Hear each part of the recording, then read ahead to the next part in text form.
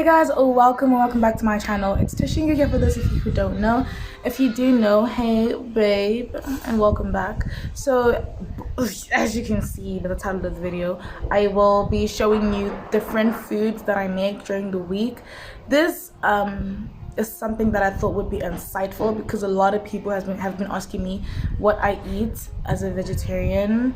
Like, guys, there's a lot of options, okay? It's a lot of things you can make, okay? So please like this video. It really helps YouTube push my content out to a wider audience who loves the same content that you do, and it helps us grow. So yeah, guys, enjoy the video and I will see you at the end. On Monday, I decided to make something really simple and delicious, and that is vegetable stir fry. So it was my first time making this meal without meat. So I was really curious as to how it was going to taste. Was it going to taste better, different? And I can say that it tasted better, okay? Then here I am just seasoning my pasta. Guys, season your pasta. Salt and black pepper.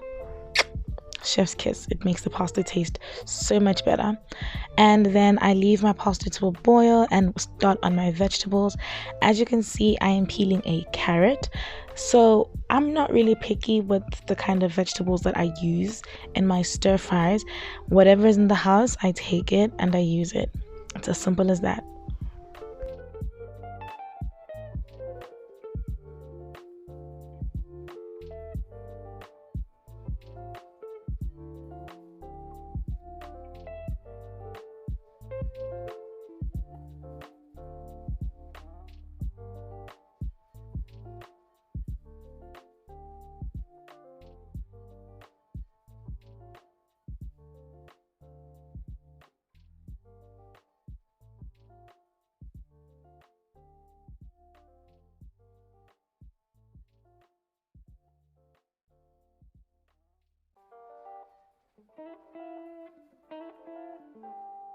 I typically love to use soy sauce to stir fry my vegetables. It just gives them an acquired taste, should I say, but it tastes amazing. I think it tastes amazing. And so I just let my vegetables steam in the pot with the soy sauce, and it just delicious. So after my veggies are ready, I put the pasta into the same pan as my veggies are in, and I just saute that for a little bit while I while I make the sauce. So it was actually my first time making the sauce, and I was really curious as to how it was going to taste, and I can say it tasted amazing. So I'm not really a breakfast girly, but on Tuesday I said, let me make a smoothie. So I love smoothies. Smoothies are very fun to make because you can make a different smoothie every single day, but with the same ingredients. So here I'm just taking some banana, apples, plain yogurt, some peanut butter, a few seeds, sesame seeds and sunflower seeds, as well as some hydrolyzed collagen. All these things you can get from Discam or Spar or Pick and Pay. I also like to add some honey for some natural sweetness, as well as some milk.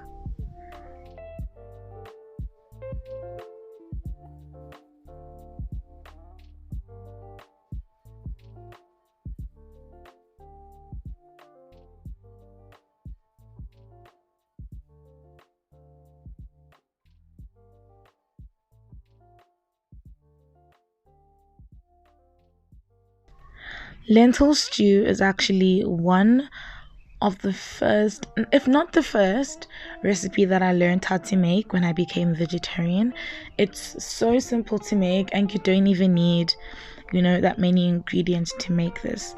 So you just put your lentils in a pot and you put some hot water in it. How I like to make it for additional flavor is I like to take some fresh garlic.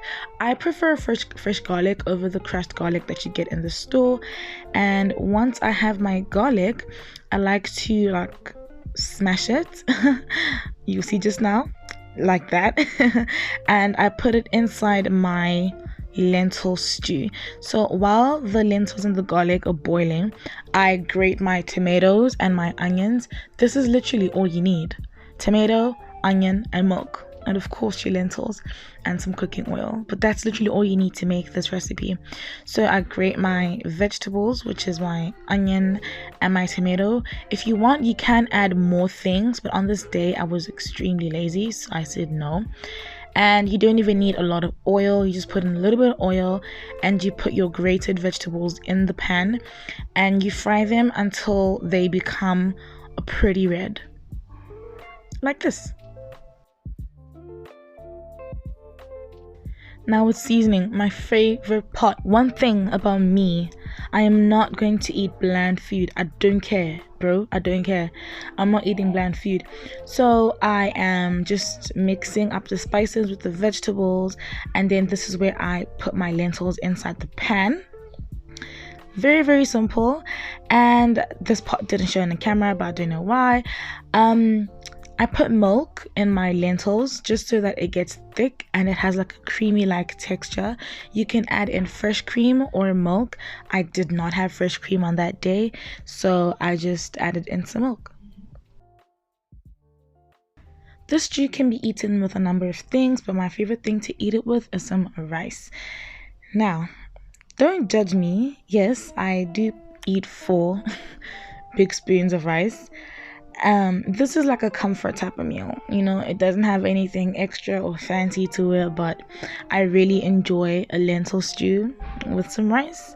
On this day I decided to have some avocado as well. I was really craving an avo, so I had that on the side.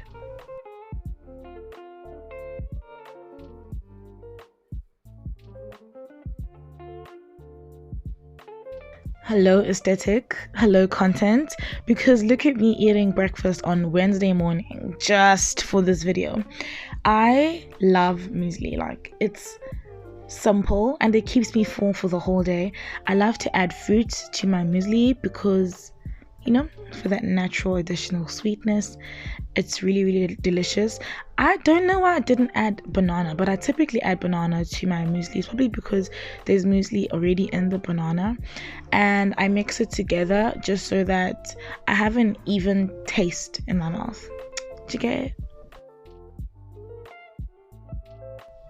Wednesday evening, I just had some chapatis and the leftover lentils from the day before. Thursday morning, I had a nachi because I did not have an appetite to save my life.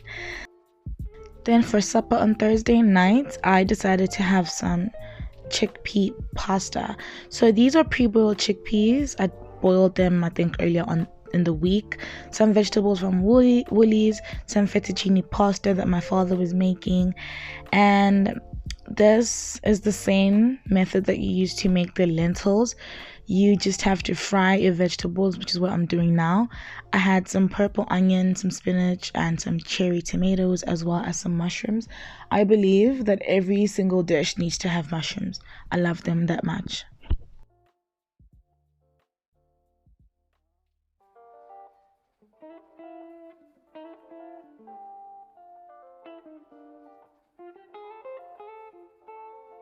I then added the vegetables from Woolies that were in the lunchbox thing, and I sauteed them until they became a little bit tender.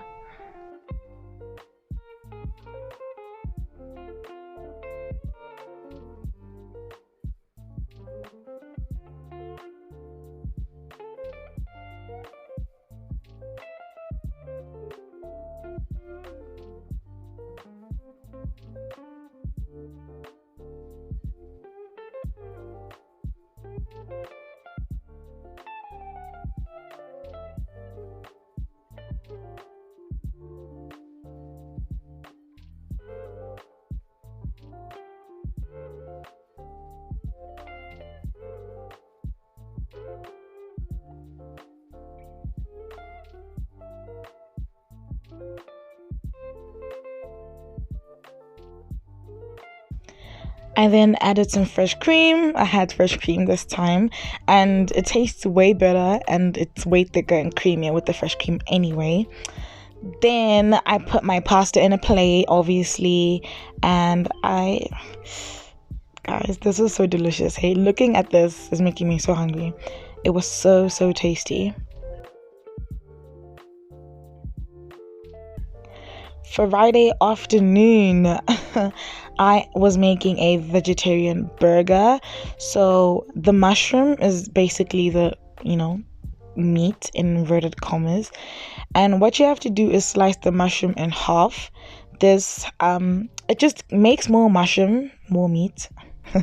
It makes more meat, and I wasn't making for myself only. I was making for my whole family, so I can't give you measurements if you're gonna make it for yourself. The next step is to slice the mushroom, not completely, just like poke it a little bit with a knife. This helps the flavor infuse the mushroom.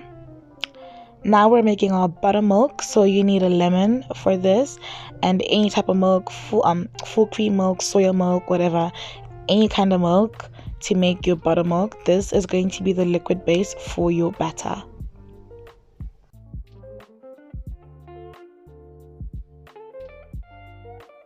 The next step is to mix this and make it thickish. Did you get me? Yeah. The next step obviously is to put in your flour and your dry ingredients.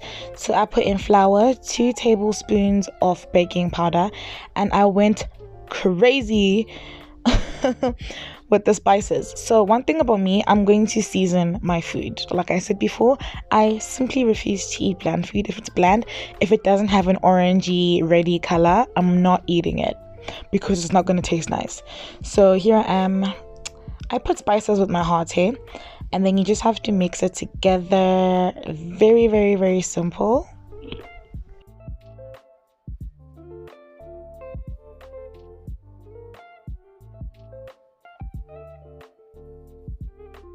In a separate bowl, you put in your buttermilk after having left it for a few minutes. Then you put in your flour inside the milk, but you don't put all the flour in. You put enough flour to achieve your desired thickness for the batter.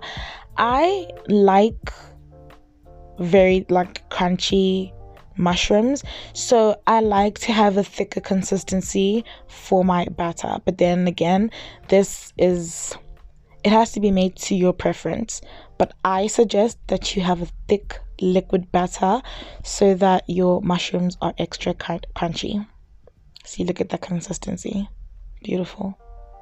So beautiful.